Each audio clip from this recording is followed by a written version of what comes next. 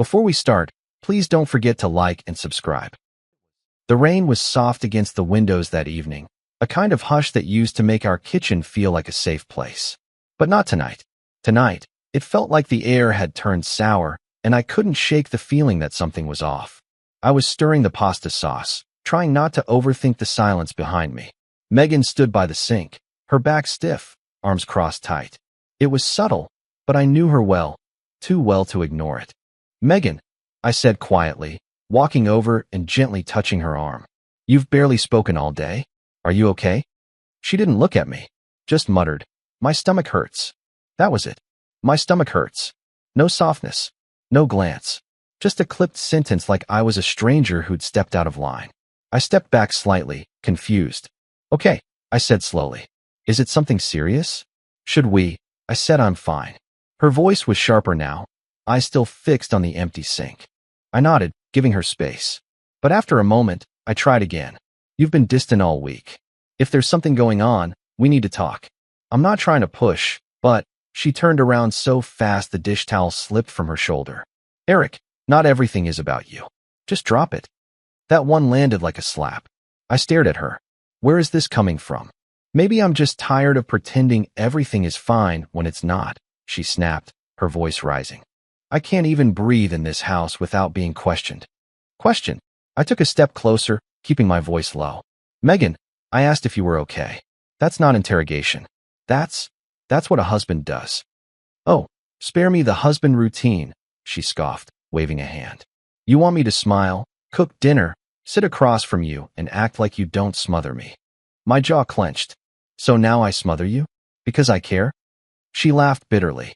"Because you control everything. Even how I feel." That hit something deep. I stood there, my heart thudding, watching this woman, my wife, say things that felt rehearsed, like she'd been waiting to unload this. "Megan," I said softly, "if you need space, take it. But don't rewrite history to justify pushing me away." "I'm not pushing you away," she hissed. "You just don't fit into the version of my life I want right now." There it was. The silence after that was deafening. All I could hear was the rain tapping the glass and the sound of my own breath. I didn't yell. I didn't beg. I just nodded and stepped back, like I'd finally understood something I'd been blind to. That night, I slept on the couch. Not because she asked, but because I couldn't lie beside someone who looked at me like that. We'd been married 7 years. Mortgage halfway paid off. 2 cars in the driveway. Dinners with friends on Saturdays. She worked in marketing downtown. I taught high school biology. We weren't flashy, but we were stable. Or so I thought. But that moment in the kitchen, that cold glance, those cutting words, was the first time I realized something foundational had cracked. And I had no idea how deep that crack would go yet. The sunlight crept in through the blinds like nothing had happened the night before. Birds chirped outside as if our kitchen hadn't just turned into a war zone 12 hours ago. I was already up, standing at the edge of the bed, fully dressed. Megan was still under the covers, her back to me. She hadn't come to the couch. Hadn't even checked if I'd eaten dinner after she stormed off. I rubbed the back of my neck and cleared my throat gently. "Morning," I said, trying to keep it light. "I called Dr. Benson's office. They can see you tomorrow morning at 9. She didn't respond. I waited. "Just want to be sure everything's okay with your stomach. You've been saying it hurts." Thought it was worth checking. Still nothing. Then the comforter shifted and she shot up like a spring, glaring at me. "You what?" I took a small step back, caught off guard. "I made an appointment. Just to be safe." Her eyes narrowed. "Who told you to do that?" "No one told me. You've been saying you don't feel well. You snapped at me yesterday, said you were sick. So I did the normal thing. I called the doctor." She sat up fully now, arms crossed over her chest. "You're unbelievable. You think because I said my stomach hurts, you get to start organizing my entire life?" I blinked. "Megan, it's a checkup. That's all. You don't have to go if you don't want to." "Oh, how generous," she sneered, getting out of bed. "But the real reason you did it? You don't trust me. That's what this is about, right?" "What?" "No, yes." Her voice cracked, eyes wide with something deeper than anger. "You're trying to control me, Eric. You think if I don't act the way you expect, you get to manage me like some kind of project." I held up my hands calm. "You told me you didn't feel good. I was trying to help. That's not control. That's concern." She was pacing now, pulling open drawers, slamming them shut. You know what? You've always been like this. Quiet, nice, reasonable. But underneath that, you're always keeping tabs. Always monitoring me like I'm gonna slip. My voice dropped. Is there something you were trying to hide? She froze mid-step. That did it. Her whole body went still. Then her lips curled into something between disgust and panic. Unbelievable. You think I'm lying now? That I'm making it up? I didn't answer. She picked up a throw pillow and launched it across the room. God, I can't breathe in this house. I'm not stopping you from breathing, I said quietly. I asked if you wanted to see a doctor. She turned on me, pointing a trembling finger at my chest. No, you scheduled it. You didn't ask. That's the difference. I exhaled slowly, trying not to meet fire with fire. You're right. I didn't ask. Maybe I should have.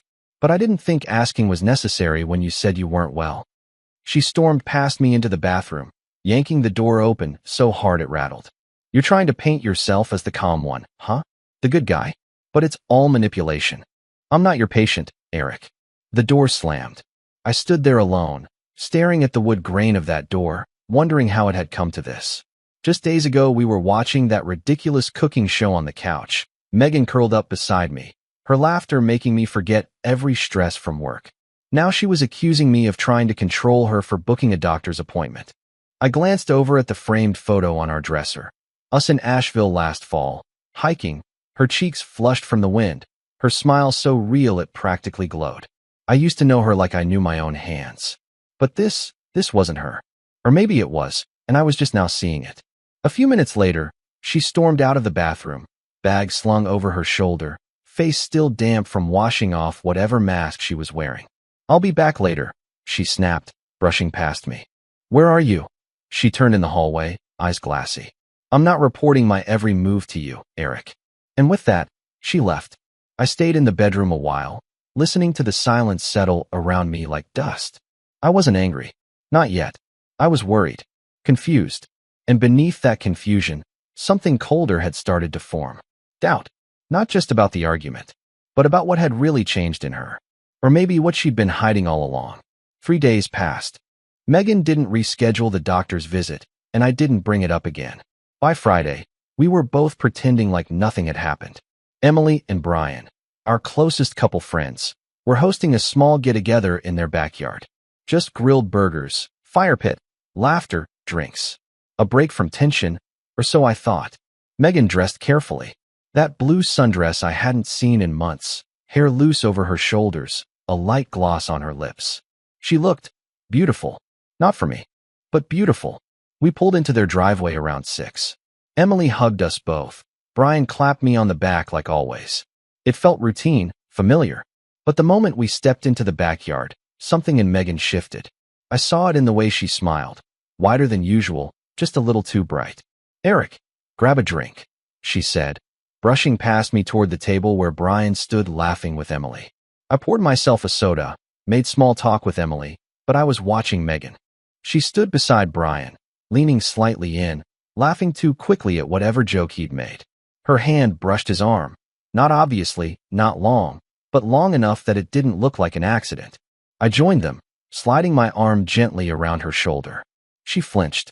Not dramatically, but her posture stiffened, just for a second, before she took a small step forward, letting my arm fall away. Brian didn't react, but his gaze flicked to Megan, then to me. Megan turned to Emily. Do you still have that Chardonnay from last weekend?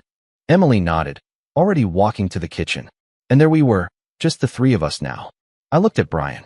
Busy week. Yeah, he said, not meeting my eyes. Always is. Megan stepped closer to him. Not enough to be obvious. Just enough. The rest of the night blurred into wine, smoke from the fire pit, and background laughter. But every time I looked over, Megan wasn't near me. She was always near Brian. I watched her laugh at his stories, lean just a bit when he talked, touch her hair like she used to with me in the early days. Once, as Emily handed out drinks, I caught Megan looking at Brian. Not just looking. Watching. A gaze that lingered half a second too long. He looked back, quickly, then away. Like they were both pretending not to know what the other was thinking. I didn't say anything. I just smiled and passed Megan her drink, like I hadn't noticed a thing. But I had. Every touch, every flinch, every glance. I felt the entire night like I was watching a scene written without me. And when we finally got back in the car, Megan hummed softly to herself, scrolling on her phone. Not once did she look at me. And still, I said nothing. But inside, something was shifting, quietly, permanently. It was a Tuesday when I found Carl. Old friend of a friend. The kind of guy who blended into the background and asked questions without ever sounding like he was asking. Former cop, now a quiet man with a quiet office above a laundromat near downtown Raleigh. Nameplate crooked. Coffee burnt. Carpet older than I was. But he got things done. Tell me exactly what you're looking for, he said, tapping a worn notepad. I hesitated. I think my wife's hiding something, I said finally. And it's not just an affair. Carl didn't flinch. You got a name? Brian, I said. Brian Harper. He's married. He's close to us. Carl nodded slowly, scribbling. No problem. I'll keep it clean. You'll get photos, timestamps, audio if I can. Nothing illegal, nothing messy. Just the truth. The truth. That was all I wanted. A week later, I found myself back in that musty little office. Carl didn't greet me with small talk. Just gestured toward a chair and turned a laptop screen toward me. Listen to this, he said. The recording crackled slightly before settling. Wind. Car engines. Then, Megan's voice. I'm late. Like, really late. I bought 3 tests, Brian. All positive. I went still. Brian's voice came next, lower, tense. Are you sure they're accurate? I'm standing in a hospital parking lot with a sonogram in my purse, she said, voice shaking. Yeah, I'm sure. Brian muttered a curse under his breath. Then silence. Just ambient sound. Cars passing, someone coughing in the distance. Megan again. I don't know what to do. Brian, does Eric? No, she cut in. And he's not going to. Not yet. Carl paused the audio there. I stared at the screen. The progress bar was barely halfway through, but I'd heard more than enough. I couldn't speak at first. My jaw was tight, fists clenched on my knees. Carl waited, respectful. Then he leaned forward slightly. There's more. She tells him she's going to list you as the father. That it's easier that way, for insurance, hospital records, her reputation. I closed my eyes. I wasn't just dealing with betrayal. I was dealing with a plan. A choice. She'd made a decision to deceive me, not in the heat of a moment, but in cold logic. She listed me? I asked, voice hoarse. Carl nodded. Said it straight to him. Eric's name goes on the records. It's clean. He won't ask questions if I handle it right. I pressed a hand to my mouth, biting back something between a laugh and a groan. This wasn't just an affair. It was construction. She was building a lie, brick by brick. Carl slid a folder across the desk. Inside, still photos. Megan and Brian, leaning on a car in the hospital parking lot, her hand resting on her stomach. His face pale, lips tight. You okay? Carl asked. I nodded slowly. Yeah. And I was. Because now, for the first time in weeks, I had clarity. The story was no longer half-written. And I knew exactly how this chapter had to end. The hospital smelled like antiseptic and quiet lies. I stepped through the sliding doors just after 9, hands steady in my pockets, heartbeat slow and controlled. No rage. No shaking. Just purpose. At the front desk, a young nurse looked up with a polite smile. How can I help you? I'm here about my wife, I said calmly. Megan Harper. She had some tests done recently. The nurse typed for a moment. Are you listed as immediate family? I'm her husband, Eric Harper. She hesitated, fingers hovering over the keyboard. I'll need to confirm your identity. I slid my license across the counter. She studied it, glanced back at the screen, then back at me. You're listed as the father, she said quietly. There it was. Printed reality. Cold. Flat. Official. Yes, I replied. That's correct. She nodded, still uncertain. One moment. She disappeared down the hall. I stood there watching a janitor push a mop past me like nothing in the world had shifted. A few minutes later, she returned holding a thin folder. This is all I can release under your name, she said. Thank you, I said. A doctor stepped in beside her, scanning the chart. A man in his late 40s, calm eyes, practiced warmth. Mr. Harper, he said with a soft smile, extending a hand. Congratulations. I took his hand. Thank you, I replied. The words sounded strange in my own mouth. She's early, he continued. But everything looks stable so far. We'll schedule the next scan soon. Of course, I said evenly. He nodded again. Try to be there for her. These early weeks can be overwhelming. I will, I said. Because technically, that was still true. The nurse turned the folder toward me. You can review this here, if you'd like. I opened it slowly. Printed forms. Intake notes. Emergency contact. And right there, in black ink, Father, Eric Harper. Not Brian. Me. My name. My life. My future, rewritten without my consent. I closed the folder carefully, as if it might bite. I appreciate your help, I said to the nurse. She smiled, relieved. Of course. The doctor gave one last nod. Take care of your family. I intend to, I answered. Then I turned and walked down the hallway. Each step echoed too loudly, like the building itself was listening. I didn't feel anger in that moment. I felt precision. A trap had been built, and I had just stepped over it without getting caught. That evening, our bedroom looked like something out of a magazine ad. Soft light, warm shadows, lavender-scented candles flickering on the dresser. Megan stood near the bed, wearing silk the color of red wine. I hadn't seen that gown in years. She glanced at me with a soft smile. Hey. I stood in the doorway, unbuttoning my cuffs. Hey. She crossed to the nightstand, adjusting the candle like it mattered. You were quiet at dinner. I had a long day. She paused, nodding like she accepted that. I thought maybe we could just be us tonight. Her voice was low, sweet, intentional. She stepped closer, and I caught a trace of that perfume she only wore on anniversaries. The one that used to make me stop mid-sentence when she passed by. You look nice, I said, carefully neutral. Her fingers touched my chest, trailing up toward my collar. I was hoping you'd say that. I met her eyes. They were soft, calculated. She leaned in, lips grazing my jaw. It's been a while. I stepped back slightly, just enough to put air between us. I'm tired, I said, quiet but clear. Her face didn't change at first. Then she blinked, lips parting slightly, as if I'd just said something in a language she didn't understand. Oh, I had a lot on my mind. Work, I nodded. Among other things. She wrapped her arms around herself, that silk gown shifting with her. You've been distant lately. You think so? She didn't answer. I walked over to the dresser, took off my watch, set it down with a soft click.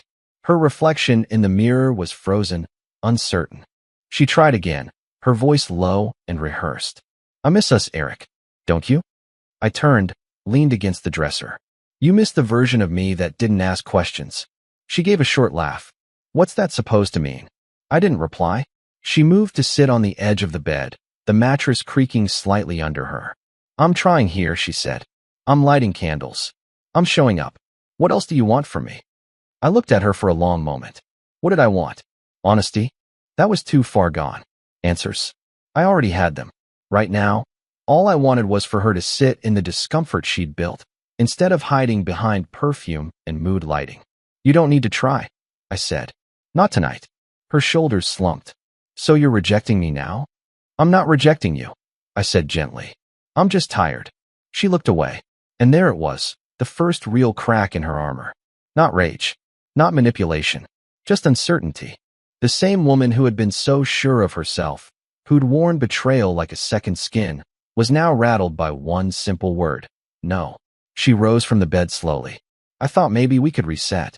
Go back to how things were. I tilted my head. When exactly do you think things changed? She stared at me, then looked down at the candle beside her, as if it might answer for her. I turned toward the bathroom. Good night, Megan. As I stepped out of the room, I didn't look back. And behind me, the candlelight flickered against the silence she'd lit herself. The clock on my nightstand read 4:58 a.m. when I felt her body press against mine. I hadn't slept. Not a minute. Megan's hand brushed lightly across my chest, and then her lips, soft and deliberate, found my neck. She didn't say anything at first, just moved slowly, breathing warm against my skin, like she could slide back into the version of herself that existed before the cracks began showing. Then came the whisper. I miss you. It landed with the weight of a lie whispered in a church. I didn't flinch. I didn't respond. She kissed my shoulder. I was thinking, maybe we could start over. Just the two of us. No pressure. No tension. Just us again. I sat up without a word. Swung my legs off the bed. Pulled a hoodie over my head.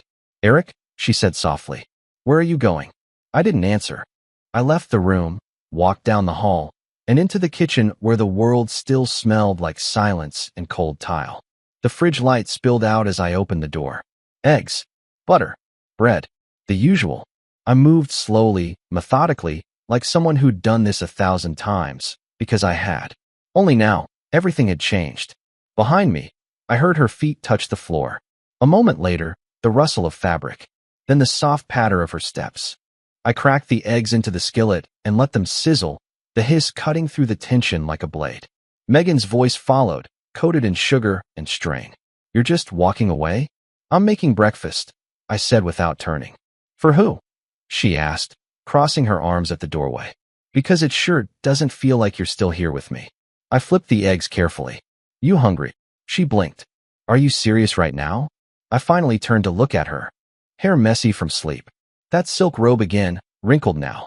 Her lips still glossed from whatever fantasy she was trying to recreate. I held her gaze. "Calm. Steady. You don't want eggs?" "Eric, stop it," she snapped, stepping into the kitchen. "You're doing that thing where you act like nothing matters. Like I didn't just try to talk to you, open up to you." "You kissed my neck," I said flatly. Her voice rose. "I'm trying to reconnect." "No, Megan," I replied evenly. "You're trying to erase something.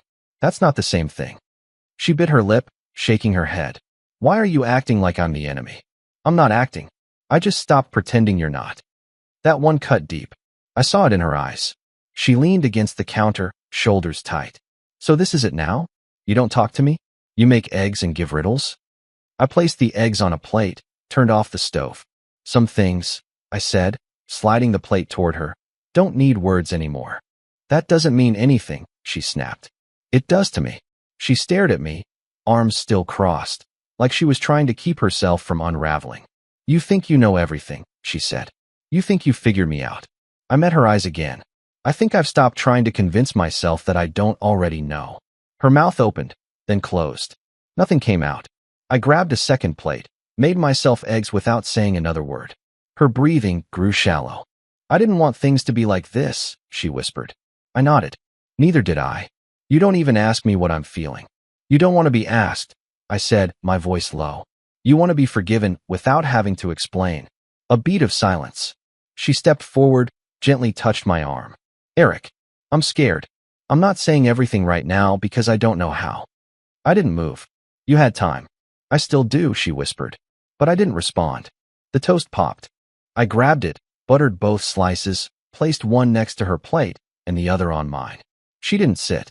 She just stood there, watching, unsteady. "Eat something," I said quietly. She stared at the plate, then at me. "You're really going to do this? Just sit here and act like none of this is real?" I looked at her, and for the first time in days, I smiled. Not a kind smile, a knowing one. "I'm acting like it's very real." She stepped back. Her eyes blinked fast. "You're not supposed to be the one who pulls away." "You'd be surprised," I murmured. Then I sat down and took the first bite. She didn't move, didn't touch the food, just stood there, robe hanging off one shoulder, the flicker of morning light hitting her eyes like the truth she hadn't planned for. Her plan wasn't falling apart. It already had. And now, all that was left was the echo of the kitchen and the quiet click of my fork against porcelain. "Before we move on, tap like if this is landing for you." By noon, the sky had turned overcast, gray light hanging over Raleigh like a pause before something permanent. I parked in front of the law office, turned off the engine, and sat there for a moment, fingers tapping the steering wheel. I wasn't here to burn bridges. I was here to build the exit. The building was brick and glass, quiet, serious. Inside, the walls were lined with books I doubted anyone touched unless they had to. The secretary behind the desk greeted me with a tired smile. "You're Mr. Harper?" "Yes, Eric. Attorney Hayes will see you now." I followed her down a narrow hallway to a corner office. Glass panels, old wooden desk, 2 chairs across from it. Mitchell Hayes stood up when I entered. Early 50s, dark suit, silver hair, eyes that looked like they'd seen every kind of marriage unravel. He shook my hand. Firm grip. No warmth. "Just business. You've got something for me?" he asked, gesturing for me to sit. I pulled the folder from my coat and placed it on the desk.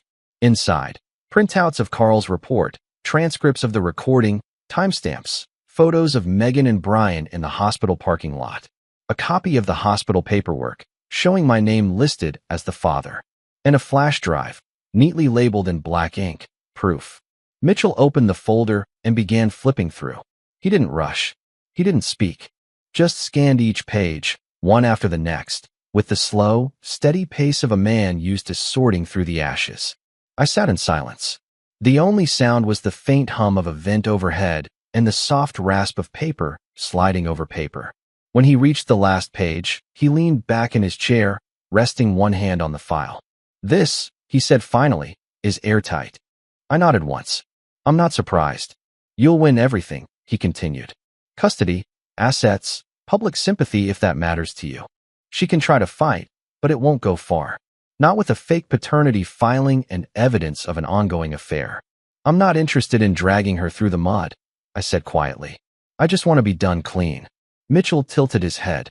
"You understand she tried to lock you into legal fatherhood of a child that isn't yours." "I understand. She could have stayed quiet. Waited. Collected child support for 18 years. I nodded again. "That's why I'm here now. Before the damage gets deeper." Mitchell tapped the folder. "Smart man. You came early." "I came right after I stopped lying to myself." He leaned forward, sliding the file back toward himself like it was already part of a case in motion. "I'll start paperwork today. This will be fast. Surgical." "I'd prefer quiet over fast," I said. Mitchell gave a dry smile. "Quiet is easy when you're holding the truth." I stood, shook his hand again. "Thank you," I said. "No need," he replied. "She's the one who gave you the case. You're just carrying it forward." Outside, the clouds hadn't moved, but somehow, the air felt lighter. I didn't feel powerful. I felt steady, and for the first time in weeks, I knew exactly where I stood. Emily's house always had this warm, casual glow, like a place where bad things didn't happen. String lights over the fence, the soft thump of music in the background, clinking glasses, and the smell of grilled food drifting through the backyard. You'd think peace could live here. But tonight was going to be something else entirely. Megan had dressed up, too much for a backyard hangout. Pale pink dress, gold necklace, hair curled in waves like the night was bigger than she wanted to admit. Her eyes sparkled with a kind of restless energy, like someone about to pull off a magic trick in front of a blindfolded crowd. Emily greeted us like always. Warm hugs, a quick, "There's drinks by the cooler, burgers on the way." Megan drifted into conversation quickly, her smile wide, her voice brighter than it had been in weeks. She laughed a little too hard at Brian's joke. His wife, Emily, didn't seem to notice. Or maybe she was just trying not to. I stood near the edge of the group, nursing a soda, letting the party move around me like I was a shadow. Then I saw it. Megan clinked her glass gently, drawing everyone's attention. "I just want to say something real quick," she said, her voice sweet and clear. "I know the last few months have been a little quiet on our end, but I think it's time to share the good news." I felt the twist in my gut. She looked right at me. "Eric and I," her voice trembled, just a touch, perfectly rehearsed, "are having a baby." There was a beat of silence. Then, cheers erupted. Laughter. Clapping. Glasses raised. Someone shouted, "Finally." Someone else added, "Congrats, man." Emily clapped her hands over her mouth, eyes wide. "Oh my God, Megan. That's amazing." And Brian, he just stood there, frozen, color draining from his face like someone had opened a trapdoor beneath him. Megan turned to me, beaming. "Tell them, babe." I lifted my glass slowly, looked at every person around the fire pit. Then I smiled. "Actually," I said, voice calm, clear and cold as winter air, "you should probably toast Brian instead." The silence was immediate. No one laughed. No one moved. Brian blinked. Once. Twice. Then looked down at the beer in his hand like it might dissolve. Emily looked between us, confused. "Wait, what?" I turned to her, still holding my glass steady. "Megan is pregnant. That part is true." Megan's smile faltered. "But it's not mine." Her voice came out in a rush, breathless. "Eric, what? What are you talking about?" I didn't even look at her. I kept my eyes on Brian. "You want to say anything? Or should I keep going?" Emily turned to her husband. "Brian?" Brian opened his mouth, closed it. His skin was pale, almost green under the porch lights. Megan stepped forward quickly. "He's lying. I don't know what he's talking about. He's confused. He's upset." I held up the flash drive from my coat pocket. "Audio recording. You two, in the hospital parking lot. Your voice. Your words. Brian finally spoke, his voice cracked and low. Megan. Emily's eyes snapped to him. What did you do? Megan reached for me, trying to grab the flash drive. Eric, stop it.